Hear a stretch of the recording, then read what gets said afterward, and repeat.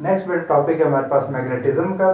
The property of magnet that it attract the iron and it's alloys is called magnetism.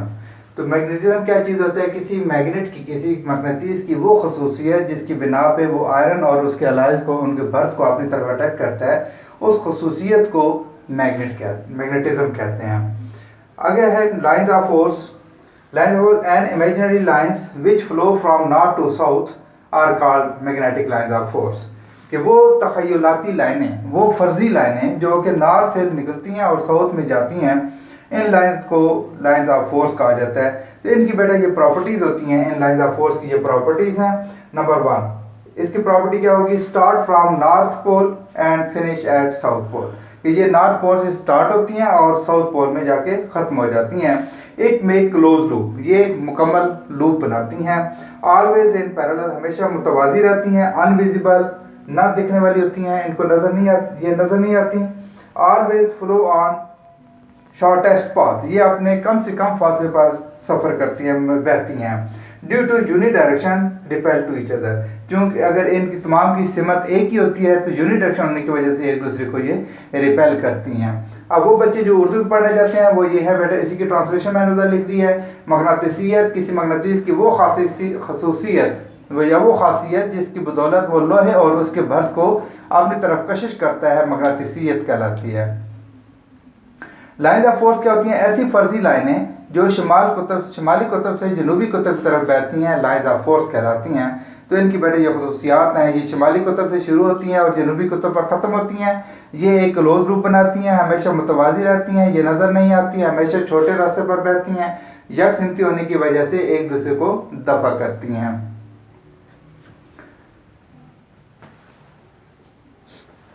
Next आता है बेटा flux. Total number of lines of force which complete their path from north to south is called magnetic flux. It is denoted by phi and its unit is Weber. 1 Weber can be defined as 10 to the power 18 electrons of 10 to the power 18 lines of force is equal to 1 Weber. Hence 1 Weber is equal to 10 to the power 8 lines of force.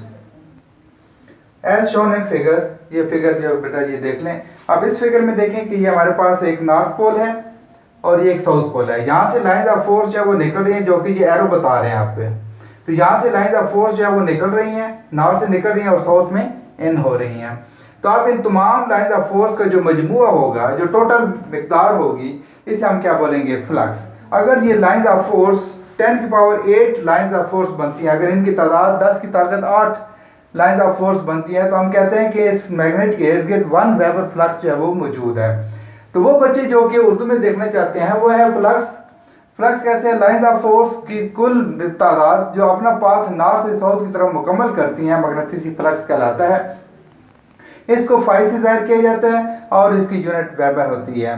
1 weber 10 की ताकत 8 lines of force के बराबर होता है, यानी 1 weber is equal to 10 की power 8 lines of force, जैसे कि शक्ल से ज़ाहिर है। बेटा ये जो फिगर बनाई है, ये फिगर दोनों बच्चे जो है वो उर्दू वाले भी यही बनाएंगे और इंग्लिश वाले भी यही बनाएंगे। तो अब इस तरीके से क्या होगा कि ये हमारे पास फ्लक्स और उसकी इंग्लिश में भी नोट्स मौजूद हैं और उर्दू में भी नोट्स मौजूद हैं। नेक्स्ट आता है बेटा magnetic field. Total number of lines of force all around the magnet where magnetic effect exist. कहता है कि मैग्नेटिक फील्ड क्या होता है कि किसी मैग्नेट के इर्द गिर्द तमाम मैग्नेटिक लाइन्स ऑफ फोर्स का जो मजमूआ होता है वो मैग्नेटिक फील्ड कहलाता है, जहाँ पर आपके मैग्नेटिक असरात जो है वो मौजूद रहते हैं। All lines of force which complete और नॉट कंप्लीट देयर पाथ्स, वो तमाम लाइन्स ऑफ फोर्स जो है इसमें शामिल होंगी जो अपना पाथ कंप्लीट कर पाई हैं या अपना पाथ कंप्लीट नहीं कर पाई। Is called magnetic field as shown in figure. तो मगनतीसी मैदान किसी मगनतीस के गिर्द तमाम लाइन्स ऑफ फोर्स का मजमूआ है, जहाँ तक मगनतीसी असर मौजूद हो मगनतीसी मैदान कहलाता है। ये लाइन्स ऑफ फोर्स चाहे अपना पाथ मुकम्मल करें या मुकम्मल ना कर सकें, मगनतीसी मैदान में शामिल होती हैं, जैसे कि शक्ल से ज़ाहिर है। अब बेटे ये शक्ल देखेंगे, इसमें ये नॉर्थ और ये साउथ पोल है हमारे पास। अब इस नॉर्थ और साउथ पोल में कुछ लाइन्स ऑफ फोर्स ऐसी हैं जो कि नॉर्थ से निकली हैं और इन्होंने साउथ में आप में इन हो गई हैं। तो इन्होंने अपना पाथ, ये जो सेंटर वाली लाइन्स है ये वाली, इन्होंने अपना पाथ जो है वो कंप्लीट करी, जिसको मैं रेड लाइन से जो है शो करने लगा हूँ। अब इसमें देखें कि ये जो पोर्शन है हमारे पास, ये वाली सारी, ये सारी की सारी लाइंस ऑफ फोर्स वो हैं जिन्होंने अपना पाथ मुकम्मल किया हुआ है, ये वाले। और ये जो लाइंस ऑफ फोर्स है बाहर वाली, तो इन्होंने अपना पाथ जो है वो मुकम्मल नहीं कर पाई। तो आप देखें कि इस फील्ड के अंदर ये सारे का सारा वो एरिया मौजूद है। इस सारे एरिया में क्या है कि ये कहलाएगा हमारे पास मैग्नेटिक फील्ड। अब इस फील्ड के अंदर देखें बेटा कि हमारे पास वो लाइंस ऑफ फोर्स मौजूद है जो कि अपना पाथ कंप्लीट कर पाई हैं, और वो लाइंस ऑफ फोर्स मौजूद है जो अपना पाथ कंप्लीट नहीं कर पाई। तो अब इसमें क्या होगा कि ये इन तमाम लाइंस ऑफ फोर्स का जो मजमुआ होगा वो मैग्नेटिक फील्ड कहलाएगा। तो अगर ये सेंटर वाली लाइंस ऑफ फोर्स को अगर ये कंसिडर कर लिया है तो that it is a magnetic flux. तो यहाँ से आपके पास मैग्नेटिक फ्लक्स और मैग्नेटिक फील्ड के अंदर जो आपको चेंजिंग आई है वो आप देख रहे हैं कि मैग्नेटिक फील्ड और मैग्नेटिक फ्लक्स में क्या है कि वो लाइंस ऑफ फोर्स थी, जैसे मैंने पिछली में आपको दिखाया है कि मैग्नेटिक फ्लक्स क्या है कि वो लाइंस ऑफ फोर्स का मजमुआ जो कि अपना पाथ कंप्लीट करती हैं फ्रॉम नॉर्थ टू साउथ। अब इसमें ये जो सेंटर वाला पोर्शन है, इन्होंने अपने लाइन का फोर्स जो है वो लाइंस ऑफ फोर्स अपने पास जो है मुकम्मल किया है, तो इसको हम बोलते हैं फ्लक्स। तो अगर इसके अंदर ये भी शामिल कर दी जाए जो लाइंस ऑफ फोर्स जो अपने पाथ कंप्लीट नहीं कर पाई, तो ये बन जाता है बेटा मैग्नेटिक फील्ड। तो मैग्नेटिक फ्लक्स में उन लाइंस ऑफ फोर्स का जिक्र नहीं आएगा जो अपना पाथ कंप्लीट नहीं कर पाती, बल्कि सिर्फ और सिर्फ उन लाइंस ऑफ फोर्स का जिक्र किया जाता है जो कि अपना पाथ मुकम्मल कर लेती हैं, और मैग्नेटिक फील्ड में तमाम लाइंस ऑफ फोर्स जो है वो शामिल हो जाती हैं। नेक्स्ट आता है बेटा magnetic flux density. In the magnetic field, the total flux in one unit area is called magnetic flux density. It is denoted by B and its unit is Weber per meter square or Tesla.